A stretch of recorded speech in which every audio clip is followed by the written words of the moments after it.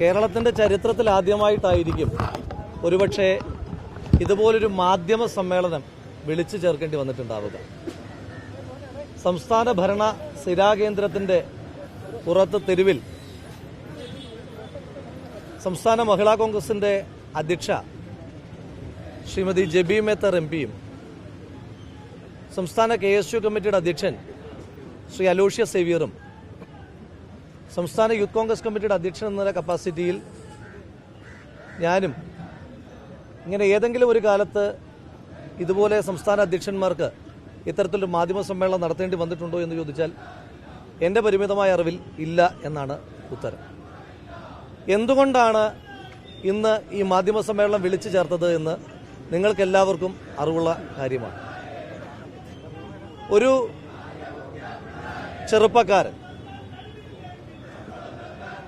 20കളിൽ നിൽക്കുന്ന ഒരു ചെറുപ്പക്കാരൻ ജീവിതത്തിൽ ഒരുപാട് വലിയ സ്വപ്നങ്ങൾ കണ്ട് ഭാവിയിൽ ഒരു നല്ല ക്യാമറാമാനാകാൻ ആഗ്രഹിച്ച്, ഒരു നല്ല ചിത്രകാരനാകാൻ ആഗ്രഹിച്ച്, അക്കാദമിക് മികവിൻ്റെ പേരിൽ എൻട്രൻസ് പരീക്ഷ പാസ്സായി ഉയർന്ന റാങ്കോടുകൂടി ഒരുപാട് പ്രതീക്ഷകളും സ്വപ്നങ്ങളും പേറി ഒരു കലാലയത്തിലേക്ക് പഠിക്കുവാൻ ചെല്ലുന്ന സിദ്ധാർത്ഥൻ എന്ന് പറയുന്ന ചെറുപ്പക്കാരനെ അവൻ്റെ വീട്ടിലേക്ക് ശരീരമാസകലം ക്രൂരമായ മർദ്ദനങ്ങളുടെ പാടോടുകൂടി മൃതശരീരമായി തിരിച്ചു കിട്ടുന്ന മാനസികാവസ്ഥയിലാണ് കേരളം. സിദ്ധാർത്ഥന്റെ മാതാപിതാക്കൾ മാത്രമല്ല, കേരളീയ മനസാക്ഷിയുള്ള പൊതുസമൂഹം ആകെ ആ രക്ഷകർത്തൃ ദുഃഖത്തിലാണ് നിൽക്കുന്നത്.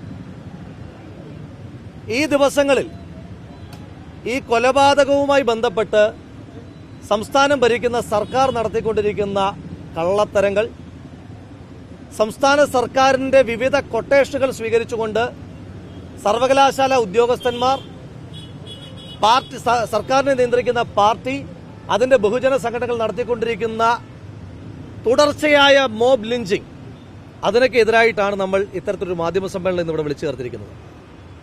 ഒന്ന് ആലോചിച്ച് നോക്കൂ, സിദ്ധാർത്ഥൻ എന്ന് പറയുന്നൊരു ചെറുപ്പക്കാരൻ, അവൻ കൊല്ലപ്പെടുകയാണ്. റാഗിംഗ് എന്ന് പറഞ്ഞ് നമുക്ക് പരിമിതപ്പെടുത്തുവാൻ കഴിയുമോ?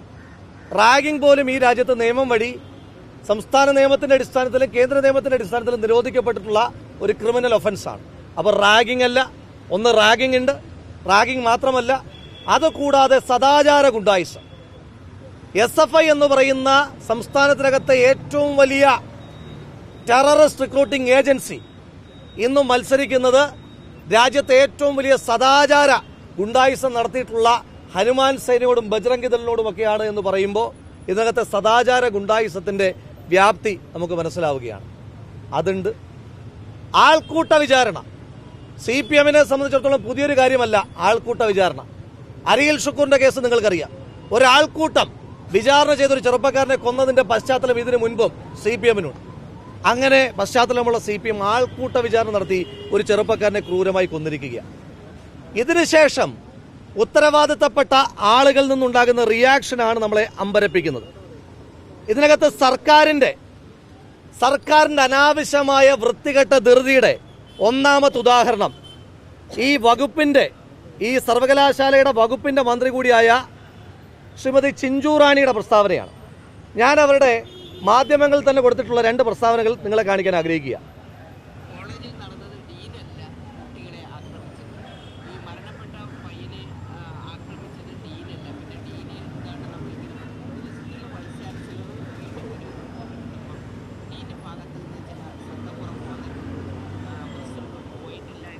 അതായത് 2 ദിവസമായി കേരളത്തിന്റെ ഉത്തരവാദിത്തപ്പെട്ട ഒരു മന്ത്രി നടത്തിയിട്ടുള്ള പ്രസ്താവനകൾ, ആ പ്രസ്താവനകളാണ് ഞാനിപ്പോൾ കാണിച്ചത്. ഒന്നാമത്തെ ദിവസം തന്നെ മന്ത്രി പറയുകയാണ്, ഡീനാണോ കുട്ടികളെ ആക്രമിച്ചത്? ഡീന്റെ ഭാഗത്തൊരു തെറ്റുമില്ല, ഡീനെ പുറത്താക്കണ്ട. ഞാൻ ചോദിച്ചോട്ടെ, ഈ വിഷയത്തിനകത്ത് ഏതെങ്കിലും ഒരു അന്വേഷണം നടക്കുന്നതിന് മുമ്പ് why this ugly and dirty heist? ഒരു സംസ്ഥാനത്തിന്റെ മന്ത്രിക്ക് ഇറങ്ങി നിന്ന് ഒരു ഡീനിനെ പോലെ ഉദ്യോഗസ്ഥനെ സംരക്ഷിക്കേണ്ടുന്ന എന്ത് ബാധ്യതയാണ് ഈ സംസ്ഥാനത്തിനകത്തുള്ളത്? പിന്നീട് മാധ്യമങ്ങളിലൂടെ വന്ന വാർത്തകളുടെ അടിസ്ഥാനത്തിൽ മന്ത്രിക്ക് തന്നെ തന്റെ മുൻ പ്രസ്താവനയിൽ നിന്ന് പിന്നാക്കം പോകേണ്ടുന്ന സാഹചര്യം ഉണ്ടായി.